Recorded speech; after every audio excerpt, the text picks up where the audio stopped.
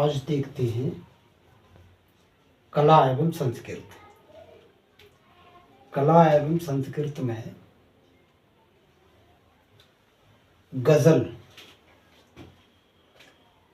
कैसे लिखी जाती है और कैसे गाई जाती है। यह अरबी साहित्य की प्रसिद्ध काव्य विधा है जो बाद में फारसी, उर्दू और हिंदी साहित्य में भी काफ़ी लोकप्रिय हुई है। गज़ल के पहले शेर को मतला और अंतिम शेर को मक्ता कहा जाता है। गज़ल के शेर में तुकांत शब्दों का काफिया और बार बार दोहराए जाने वाले शब्दों को रदीफ कहा जाता है। शेर की पंक्ति को मिसरा कहते हैं। एक गज़ल में 5 से लेकर 25 तक शेर हो सकते हैं। गज़ल रचने के क्षेत्र में अपनी अमिट पहचान बनाने वालों में मिर्ज़ा गालिब, मीर तकी, मीर फैज़ अहमद, दुष्यंत कुमार, निदा फजली, कुंवर बेचैन आदि का नाम लिया जा सकता है। गज़ल लेखन के साथ साथ गायन की भी एक प्रसिद्ध विधा है। इसमें भाव की प्रधानता होती है तथा स्वर की मधुरता पर विशेष ध्यान दिया जाता है। इस गायन शैली में तबलों के साथ साथ बांसुरी, वायलिन, सारंगी, गिटार आदि वाद्य यंत्रों का भी प्रयोग किया जाता है। प्रमुख गज़ल गायकों में जगजीत सिंह, बेगम अख्तर, मल्लिका पुखराज, गुलाम अली, मेहदी हसन, पंकज उदास आदि हैं जिन्होंने इस विधा को नई ऊंचाइयों तक पहुंचाया है। कव्वाली। प्रेमी की जब ईश्वर से बात होती है तो उसे कव्वाली कहा जाता है। इस विधा को विकसित करने का श्रेय अमीर खुसरो को जाता है। कव्वाली मुख्य गायक के नेतृत्व में समूह में गाई जाती है। कव्वाली सूफियों की देन है और उसमें सवाल जवाब का तरीका भी अपनाया जाता है। कव्वाली का अंतर्राष्ट्रीय स्वरूप नुसरत फतेह अली खां के गायन से सामने आया। शंकर शंभू साबरी ब्रदर्स आदि कव्वाली के क्षेत्र में प्रसिद्ध हैं। लोकगीत।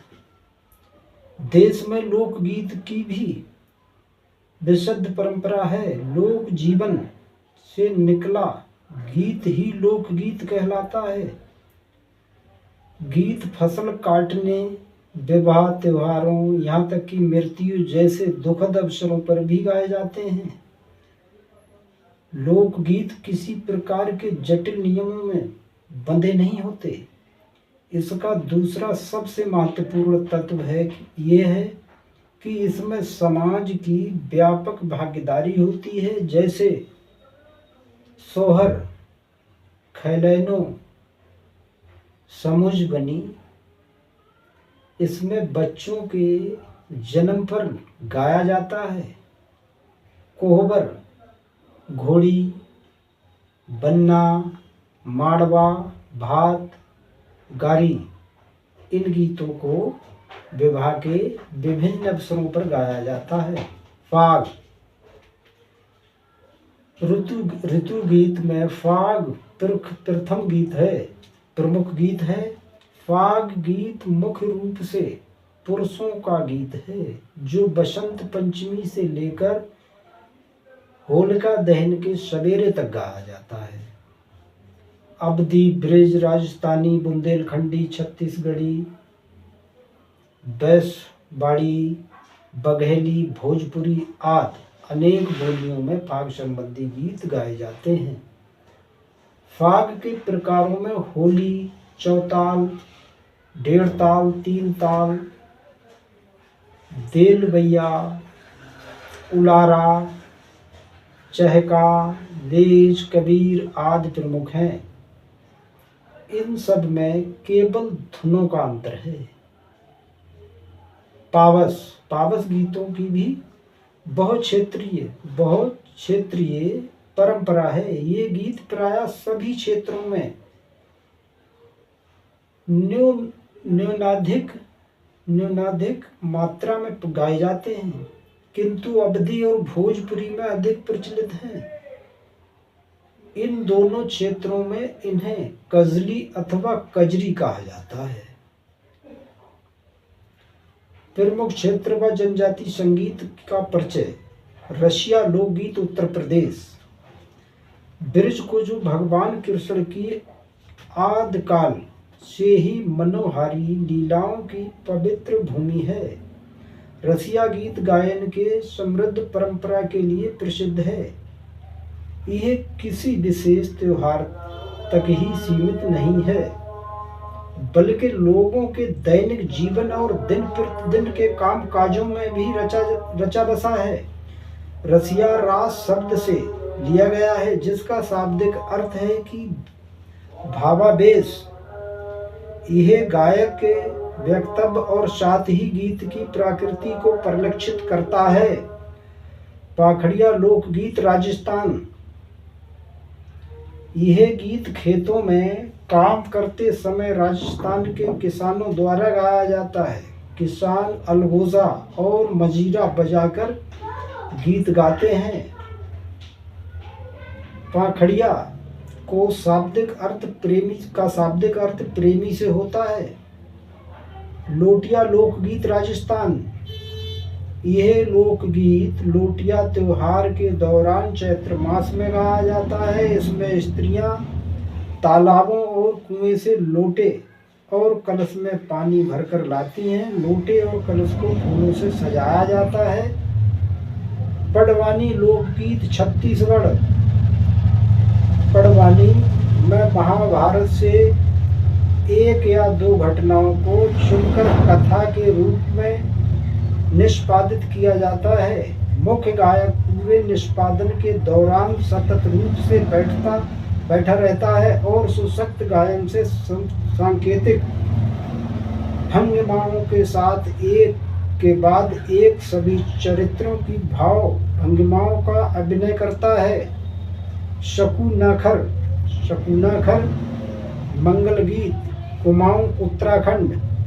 हिमालय की पहाड़ियों में शुभ अवसरों पर असंख्य गीत गाए जाते हैं। शकुनाखर शिशु स्नान, बाल जन्म, छठी, बच्चे के जन्म के छठे दिन किया जाने वाला ये एक संस्कार। गणेश पूजा आदि धार्मिक समारोहों के दौरान गाए जाते हैं। यह गीत केवल महिलाओं द्वारा बिना किसी वाद्य यंत्र के गाए जाते हैं। प्रत्येक शुभ अवसर पर शुकनाखर में अच्छे स्वास्थ्य और दीर्घायु की प्रार्थना की जाती है। 12 मासा लोकगीत कुमाऊं उत्तराखंड। कुमाऊं के इस आंचलिक संगीत में वर्ष के 12 महीनों का वर्णन प्रत्येक माह की विशेषताओं के साथ किया जाता है। इसके एक गीत में घुंघती चिड़िया चैत्र मास की शुरुआत का संकेत देते हुए गाना गाती है। मगर एक लड़की जो शादी के बाद अपनी ससुराल आई है, चिड़िया से यह गाना न गाने के लिए कहती है, क्योंकि अपनी माँ की याद में दुखी है और गाना सुनकर दुख महसूस करती है। आल्हा लोकगीत उत्तर प्रदेश बुंदेलखंड की एक विशिष्ट गाथा शैली आल्हा लोकगीत में देखने को मिलती है, जिसमें आल्हा और उदल दो बहादुर भाइयों के साहसिक कारनामों का उल्लेख किया जाता है। यह न केवल बुंदेलखंड का एक सर्वाधिक लोकप्रिय गीत है, बल्कि देश में अन्यत्र भी लोकप्रिय है। आल्हा समती बहादुरी की गाथाओं से भरा है, जो सामान्य आदमी को प्रभावित करता है।